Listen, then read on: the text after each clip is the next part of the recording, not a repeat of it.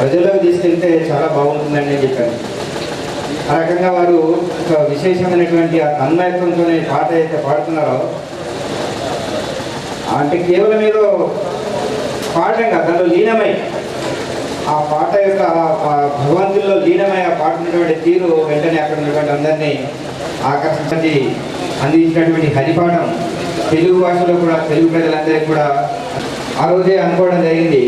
ఒక చక్కటి ప్రోగ్రాం మనం నిర్వహించాలి. ఆధ్యాత్మిక దేశం, పుణ్యభూమి, కర్మభూమి, వేదభూమి అని మనం చెప్పుకుంటుంటాం. ఏ దేశమే జరగలేదు.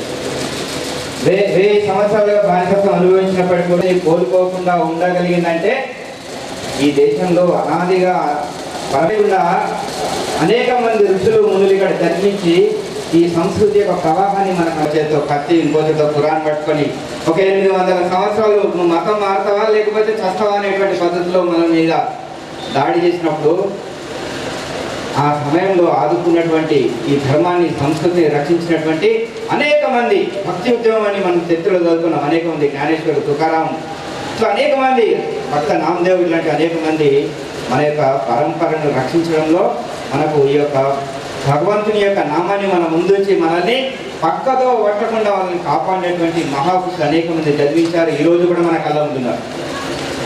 మహానుభావులు ఈ దేశంలో పనిచేస్తున్నారు. ఇక్కడ మన ప్రత్యక్షంగా మనం ఉన్నటువంటి నారాయణ గురుజీ కావచ్చు, నారాయణ మహారాజ్ కావచ్చు, అనేక మంది స్థానికంగా అనేక ఉన్నారు. కాబట్టి ఇక్కడ వారు చెప్పినట్టుగానే ఇక్కడ పెద్దవాళ్ళు ఉన్నారు, సంస్కృతిని మనకు అందిస్తూ వస్తున్నారో దీన్ని మనం కొనసాగించాలి.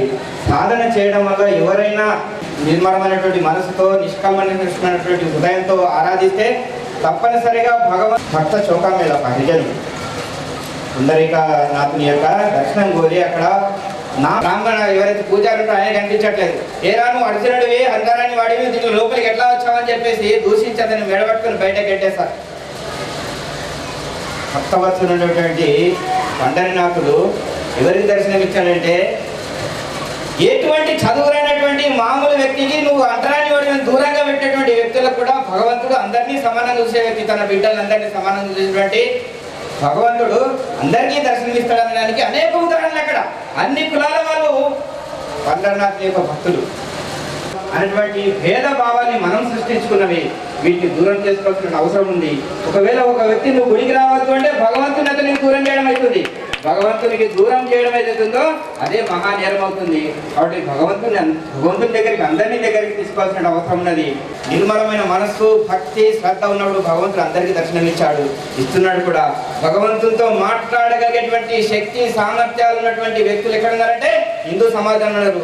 ఈ భూమి యొక్క అదృష్టం, ఈ భూమిలో జన్మించినటువంటి అనేక మంది అటువంటి దర్శనాన్ని చేసుకోగలిగినారు. కాబట్టి మనందరం పుణ్యభూమిలో జన్మించినటువంటి అదృష్టవంతులు మనందరం కూడా సాధన చేస్తే, నిర్మలమైన భక్తి ఉంటే మనం భగవంతుని చేరుకోవచ్చు.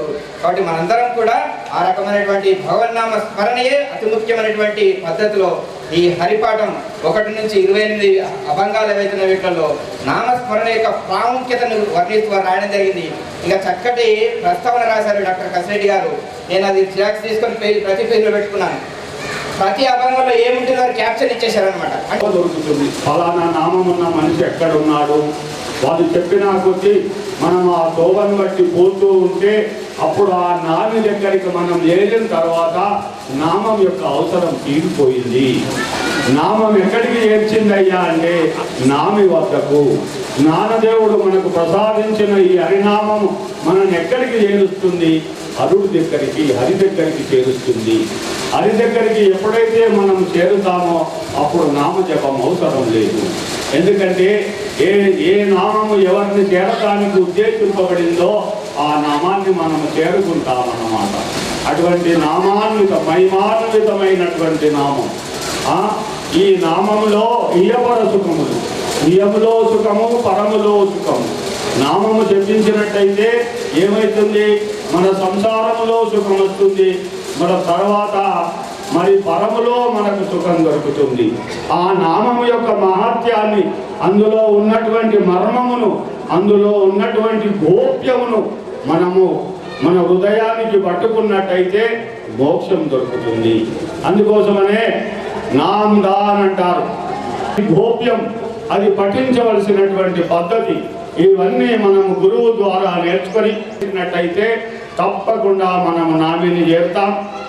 ఎంత ప్రయోజనం పొందుతామంటే ఎవడు ఈ ప్రపంచంలో పొందలేని, మనం చూడలేనంత సుఖం, వినలేనంత సుఖం మనం ఈ సంసారంలో చూడనంత ఆనందం ఆ నామములో ఉంది. కాబట్టి వర్ణించడానికి, ఉపమానం చెప్పడానికి ప్రపంచంలో దానికి సమానమైన ఆనందం ఇచ్చే వస్తువు ఈ లోకంలో లేదు. దానికి అదే సాటి, దానికి అదే పూర్ణము. కాబట్టి అటువంటి నామాన్ని మరి మన శంకరయ్య గారు ఎంతో ఓర్పుతో, ఎంతో శైలి చెడకుండా జ్ఞానదేవు గారి భావము. కన్నం మోహన్ బాబు గారు, జానపద కళాకారులు ఆదిలాబాద్ గారు వేదికపైకి రావాల్సిందిగా ప్రార్థిస్తున్నాను.